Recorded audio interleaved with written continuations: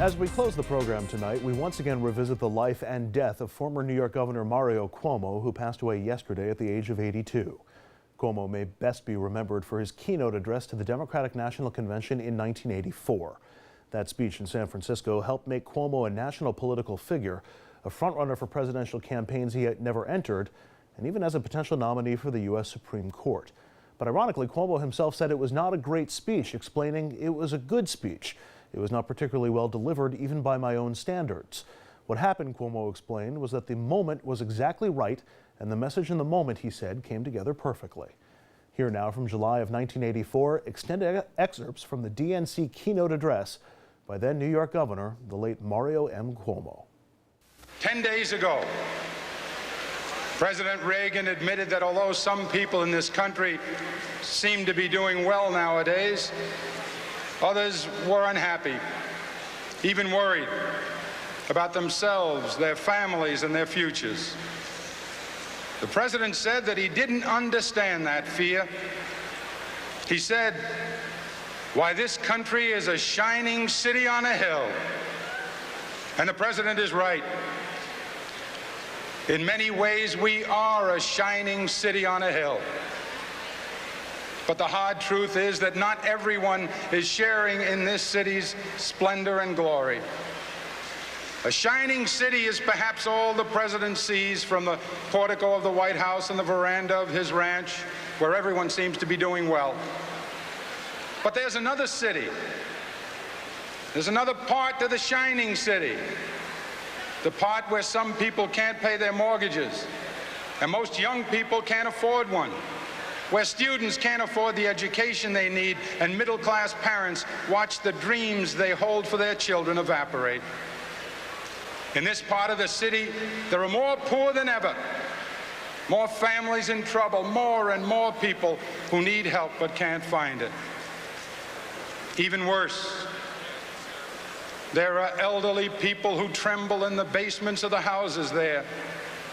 And there are people who sleep in the city's streets, in the gutter, where the glitter doesn't show.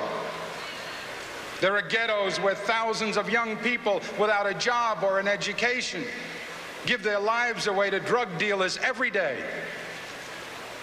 There is despair, Mr. President, in the faces that you don't see, in the places that you don't visit, in your shining city. In fact, Mr. President, this is a nation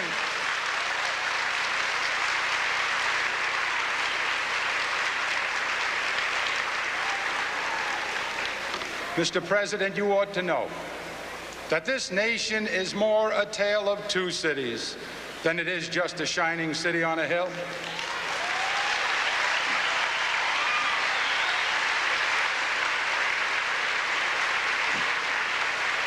Maybe, Mr. President, if you visited some more places, maybe if you went to Appalachia where some people still live in sheds, maybe if you went to Lackawanna where thousands of unemployed steel workers wonder why we subsidize foreign steel.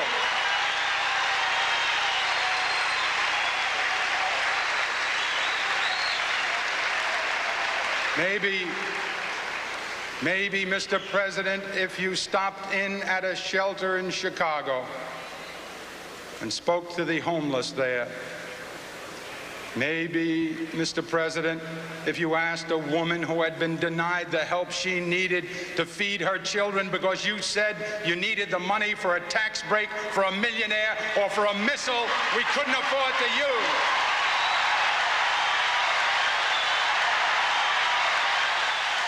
Maybe, Mr. President, but I'm afraid not. Because the truth is, ladies and gentlemen, that this is how we were warned it would be. President Reagan told us from the very beginning that he believed in a kind of social Darwinism, survival of the fittest. Government can't do everything, we were told, so it should settle for taking care of the strong and hope that economic ambition and charity will do the rest. Make the rich richer, and what falls from the table will be enough for the middle class and those who are trying desperately to work their way into the middle class.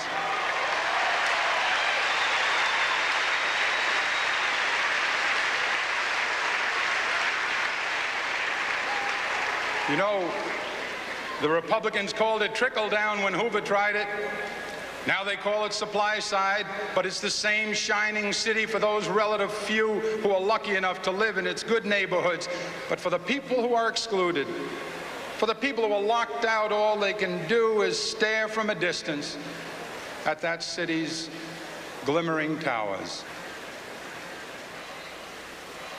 The Republicans believe that the wagon train will not make it to the frontier unless some of the old, some of the young, some of the weak are left behind by the side of the trail.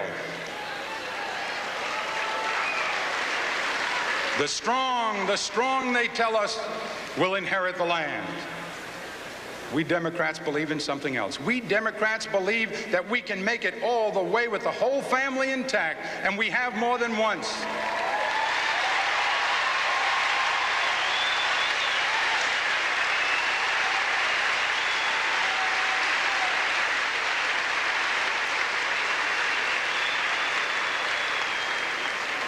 Ever since Franklin Roosevelt lifted himself from his wheelchair to lift this nation from its knees, wagon train after wagon train to new frontiers of education, housing, peace, the whole family aboard, constantly reaching out to extend and enlarge that family, lifting them up into the wagon on the way, blacks and Hispanics and people of every ethnic group and Native Americans, all those struggling to build their families and claim some small share of America. We Democrats must unite. We Democrats must unite so that the entire nation can unite, because surely the Republicans won't bring this country together. Their policies divide the nation into the lucky and the left out, into the royalty and the rabble. The Republicans are willing to treat that division as victory. They would cut this nation in half into those temporarily better off and those worse off than before, and they would call that division recovery. Now, we Democrats believe we must be the family of America, recognizing that at the heart of the matter we are bound one to another, that the problems of a retired school teacher in Duluth are our problems, that the future of the child in Buffalo is our future, that the struggle of a disabled man in Boston to survive and live decently is our struggle, that the hunger of a woman in Little Rock is our hunger, that the failure anywhere to provide what reasonably we might to avoid pain is our failure. And I ask you now, ladies and gentlemen, brothers and sisters, for the good of all of us, for the love of this great nation, for the family of America, for the love of God, please make this nation remember how futures are built. Thank you, and God bless you.